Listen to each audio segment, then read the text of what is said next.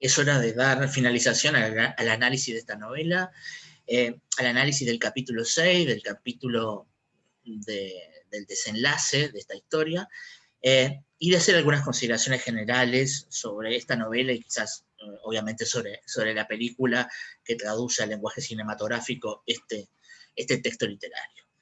El capítulo 6 tiene un título muy simbólico nuevamente, se titula Muñeco de Nieve, y ese muñeco de nieve puede ser la representación simbólica, insisto, del juego familiar, de la fantasía, de la unión familiar, del momento de un vínculo para crear algo en una estación tan particular del año, en aquellos lugares donde nieva, ¿no?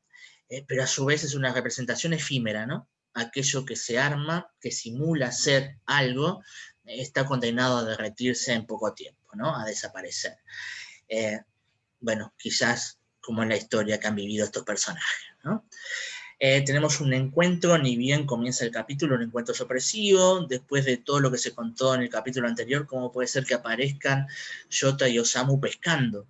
¿No? Y uno dice, bueno, ¿qué ha pasado aquí? Bueno, lo que ha pasado es tiempo, ha pasado que Yota ya está instalado en ese hogar de acogida, que está yendo a la escuela, Nobuyo está en la cárcel, hace ya un tiempo, unos 6 meses, si no me equivoco. Osamu está viviendo en un minúsculo apartamento, pero bueno, está viviendo una vida quizás más real. Y bueno, se encuentran ahí para pescar, que era aquella actividad que tanto les gustaba a los dos y que habían robado aquellas cañas. Yota había recibido del policía un libro sobre pesca, dado el interés que Yota expresaba sobre ese tema. Entonces, se da un momento ahí de diálogo entre los personajes, de encuentro, y de un encuentro que se dio porque Nobuyo lo ha pedido, ¿no? Pero bueno, Nobuyo ha pedido a Osamu que la visite una vez por mes, que le lleve a Yota a la cárcel. Y la razón por la que le pide a Osamu que lleve a Yota no se la dice. Quizás Osamu supuso simplemente que quería verlo, pero la razón es decirle la verdad del encuentro, ¿no? De cómo lo encontraron a él. Yota, Nobuyo adoptó una expresión seria y lo miró fijamente. Te encontramos en el aparcamiento de un salón de pachinko en Matsudo. Estabas en un Toyota Vitz rojo con matrícula de Narashino. ¿No? Hay una carga aparentemente que Nobuyo quiere sacarse de encima. Cuando el policía te dice que lo ayudaría a buscar a su familia, Yota no tiene datos para dar, no recuerda nada que posibilite ese encuentro con la familia biológica real. Bueno, hay unos datos que Nobuyo tiene y que decide darlos, ¿no? Bueno, como una especie de desprendimiento de todo aquello que en el pasado quizás se haya hecho mal, ¿no? Bueno, los datos son mínimos, pero puede ser un buen comienzo para que Yota, si quiere, encuentre a su familia biológica, cosa que no sabremos porque no se cuenta acá, ¿no?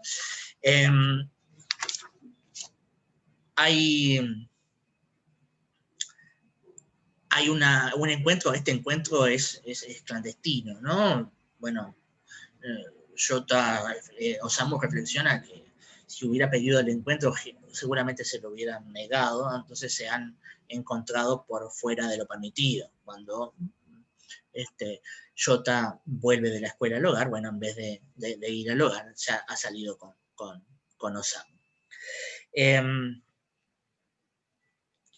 Hay una percepción y un cambio de imagen en los personajes. ¿Se acuerdan que había un cambio de imagen en Yuri para convertirla en Lin, para formarla parte de la familia? Bueno, acá también Yota ha cambiado el corte de pelo, está más saciado, en la apariencia hay un niño distinto. Y la ve también distinta él ve distinta a Nobuyo. La ve con una belleza rara, ¿no? La encontró hermosa. Dice, Yota también miró a Nobuyo, la encontró hermosa, o quizás era algo diferente a la hermosura, pero advirtió en los ojos y los labios una pureza que ella no tenía antes. ¿No? Hay como un proceso de purificación con este sacrificio que hizo Nobuyo para que los demás estén libres, ¿no? Es un personaje que se sintió madre, que se siente madre, que ha pasado por la experiencia de sacrificar su libertad personal en pos de otros. Entonces hay una experiencia de purificación que Nobuyo alcanzó, como que el personaje está en paz consigo misma, y creo que quizás lo último que necesitaba para estar en paz consigo misma era darle este dato a Yota, saber que estaba haciendo algo bien con él, ¿no? Salieron de la visita y se fueron en tren, y bueno, y Yota fue a conocer el apartamento de Osamu, ¿no? Y bueno, ahí cocinan, ¿no? Los fideos y unas croquetas instantáneas, como solían comer antes, con el mismo método. Entonces es como un intento, la comida, otra vez elemento fundamental, de tener un instante de recuperación de lo que habían sido ellos, ¿no? De la unión que habían tenido en algún momento ellos, por lo menos a partir de la comida. Yota decide quedarse, pasar la noche con él, en definitiva lo van a regañar igual, entonces regañarlo por llegar ahora o por llegar al otro día va a ser lo mismo. Y ahí es cuando deciden jugar y hacer un muñeco de nieve y tener una escena, un momento de padre e hijo, como aquel momento de padre e hijo de los vecinos que jugaban al fútbol. Bueno, ahora ellos tienen un momento de unión. Y se da un momento de sinceramiento, en este momento de unión, donde han pasado tantas cosas, se da un momento en los que se permiten ser auténticos y ya no hay trucos, ¿no? En circunstancias normales, Osamu, hay un cuestionamiento, unas preguntas que Yota le hace a Osamu, ¿no?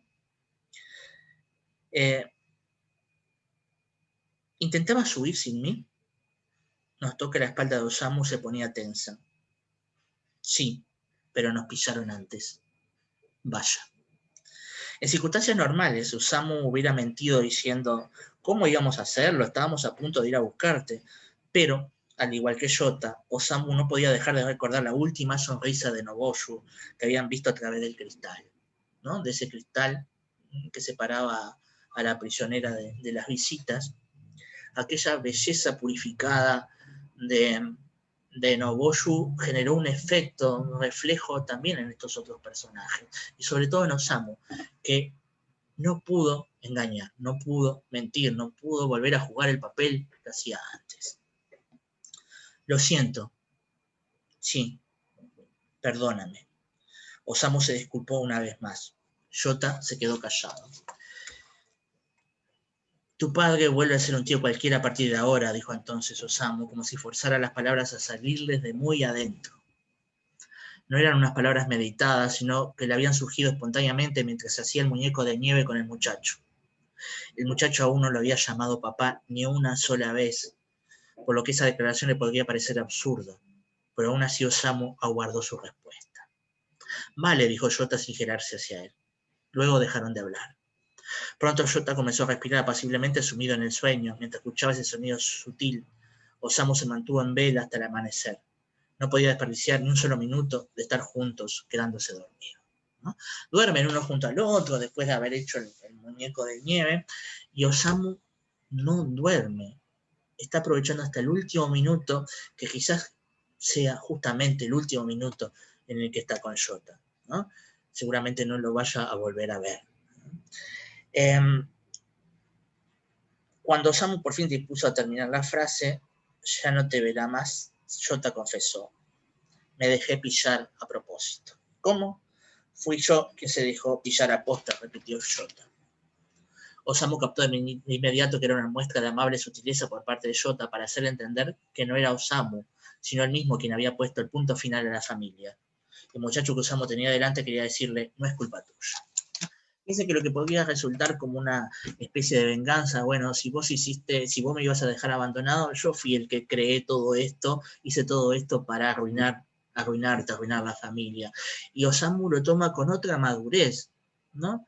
Como que el muchacho quiere compartir la responsabilidad o sacarle la responsabilidad a él en el fin de la familia. Bueno, no fuiste tú el responsable, fui yo, una especie de acto de solidaridad, de asumir las culpas de los hechos, ¿no? A Osamu le pareció que el muchacho que tenía a su lado era mucho más maduro que él. Eso le hizo sentirse triste y satisfecho a la vez. Fíjense el sentimiento de padre, de sentir que su hijo es mejor que él, que es triste y a la vez le da una satisfacción de haberle posibilitado quizás esa superación, ¿no? De que lo supere a él. Y bueno, se van, ¿no? Llega el momento en que se tienen que ir, en que ahí llega el ómnibus. Y cuando se van, cuando Yota sube al ómnibus, Osamu corre desesperado tras del ómnibus y agita las manos y Yota no lo mira, no puede mirarlo, ¿no? Hasta que se da cuenta que seguramente ya quedó bien atrás. Yota esperó hasta ese punto y finalmente se volvió a mirar por la ventanilla. Los arbustos plantados a lo largo de la calle asfaltada, en la que aún había restos de nieve, se iban quedando cada vez más atrás, ¿no? La nieve se ha derretido, los arbustos que muestran el paso de la distancia, los metros que se avanzan y la distancia que no es solo física, ¿no? Que es una separación. Y en ese momento en que ya Osamu no está al alcance, papá, murmuró Yota por primera vez. Y no solo por primera vez a Osamu, ¿no? Yota no le ha dicho papá a nadie. Cuando lo han encontrado era muy pequeño. Es la primera vez en su vida que Yota dice papá. Y Osamu, que tanto lo deseaba, que tanto deseaba escucharlo, se quedará sin escucharlo, ¿no? Sin saberlo, que este muchacho le ha dicho papá. Después volvemos a Yuri. La cámara narrativa se queda con ella, ¿no? Con ella terminamos la historia, que es la que ha provocado que nosotros conozcamos a esta familia, ¿no? Gracias a Yuri nos metimos, ¿no? Como por un personaje que al principio era externo, nos metimos en el centro de esta familia y la conocimos, ¿no? De esta familia tan particular. Y lo que tenemos es una imagen por un lado, de soledad, ¿no? La niña contando sola, jugando sola y contando con el método que le enseñó Noboyu, ¿no? Con esas rimas, y solo le enseñó a contar hasta 10, ¿no? Lo cual también parece muy simbólico, bueno, lo que le enseñó esta madre provisoria, esta madre sí afectiva, fue hasta este punto, y de aquí en más no está ella, no va a estar ella para seguir enseñándole los números que siguen, ¿no? En ese momento, que guarda las canicas en el frasco, que estaba contando, aquellas canicas que son la representación material del pasado, de esta historia vivida, ¿no? en este asunto de familia. En ese momento tuvo la sensación de que alguien la llamaba. Se subió a una caja de cerveza que había en la galería y sacó medio cuerpo fuera de la barandilla. Se estiró mucho para ver lo más lejos posible. Sintió frío en las yemas de los dedos con los que se agarraba la barandilla. Vio que había un pequeño muñeco de nieve a un lado del contenedor de basura. ¿El mismo? ¿Otro? ¿No? Pero sea el mismo, sea otro, hay un elemento de unión entre los dos episodios, ¿no? Hay un muñeco de nieve, hay una representación efímera de algo que se va derritiendo, que se está acabando, como la historia de estos personajes. Vio que había un pequeño muñeco entonces alrededor, al costado del contenedor de basura. Le pareció oír los pasos de alguien que se acercaba corriendo y se inclinó aún más hacia adelante. Captó algo en la dirección de su mirada. Concentró la fuerza en las manos que agarraban la barandilla y respiró hondo. Una voz inaudible resonó en el cielo nublado de invierno. Una voz inaudible, ¿no? Llámame, llámame en voz alta. Hay un final misterioso, con un aire fantástico en esta historia, ¿no? ¿Quién es la voz que escucha, que es inaudible? O sea, que nadie más escucha. ¿Es una voz que escucha internamente? ¿Es una voz que llega del cielo? ¿Es una voz de las abuelas? ¿Es una voz de quién?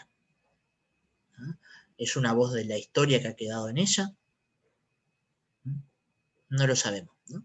Es un final realmente misterioso, que encierra quizás una necesidad justamente de conexión, de familia, de vínculo que tenían todos estos personajes. Ese es el asunto de familia, ¿no? El asunto de familia de esta historia es la creación de los vínculos, la creación de la solidaridad, del estar, de la protección, del poner la mano sobre la herida para querer que el otro se cure, y la reflexión sobre dónde están esos vínculos. ¿Están asegurados por lo biológico? ¿Están asegurados por lo genético? ¿Hay otra forma de generar esos vínculos? ¿Cómo se generan los valores? Qué rápido nos dedicamos a juzgar a alguien sin saber de dónde proviene.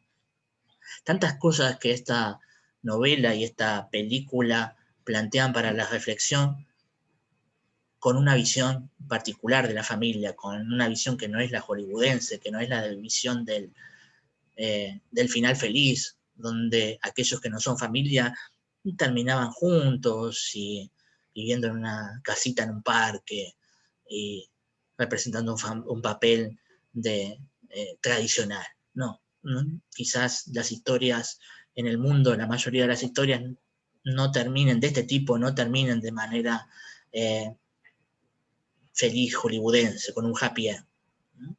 Pero tampoco creo que sea un final absolutamente triste, ¿no? Nobuyo se purificó, aprendió algo, adquiere una paz interior, se sintió madre, por una vez en su vida se sintió madre, a pesar de que no puede hacerlo. Osamu también ha sufrido algún cambio, ¿no? Y Osamu fue capaz de demostrar que más allá de lo infantil, lo irresponsable, lo ladrón que es, también tenía visos de humanidad, ¿no? Matices de solidaridad y de preocupación por el otro. Yota, vaya, si ha recibido un aprendizaje. Y ha podido decir papá. Y ha salido a decir papá.